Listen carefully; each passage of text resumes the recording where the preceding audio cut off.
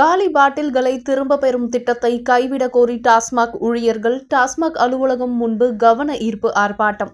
தமிழகம் முழுவதிலும் உள்ள அனைத்து டாஸ்மாக் கடைகளிலும் டாஸ்மாக் காலி பாட்டில்களை திரும்ப பெறும் திட்டத்தை கொண்டு வரப்பட்டுள்ள நிலையில் டாஸ்மாக் ஊழியர்கள் இத்திட்டத்தை திரும்ப பெற வேண்டும் என வலியுறுத்தி ராமநாதபுரம் மாவட்ட டாஸ்மாக் அனைத்து சங்க கூட்டுக்குழு சார்பிலும் டாஸ்மாக் ஊழியர்கள் அனைவரும் ஒன்று சேர்ந்து டாஸ்மாக் அலுவலகம் முன்பு கவன ஈர்ப்பு ஆர்ப்பாட்டத்தில் ஈடுபட்டனர். இந்த ஆர்ப்பாட்டத்தை CITU மாவட்ட செயலாளர் சந்தானம், டாஸ்மாக் சங்க CITU செயலாளர் தனுஷ்கோடி உள்ளிட்டோர் தலைமையேற்று நடத்தினர்.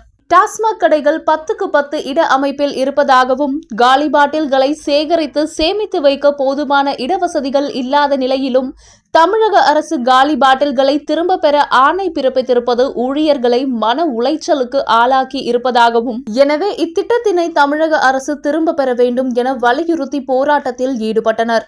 மேலும் திட்டம் திரும்ப பெறாத நிலையில் காத்திருப்பு போராட்டம் மற்றும் கடையடைப்பு போராட்டம் என அனைத்து சங்கங்களையும் ஒன்று திரட்டி பல்வேறு கட்ட போராட்டத்தினை நடத்த இருப்பதாக தெரிவித்துள்ளனர்.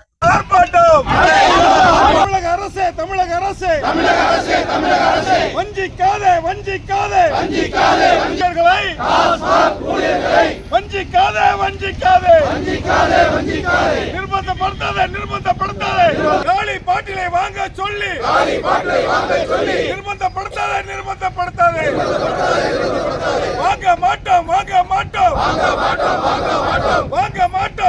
மாட்டோம். நம்முடைய போராட்டம் என்பது நம்முடைய கோரிக்கை.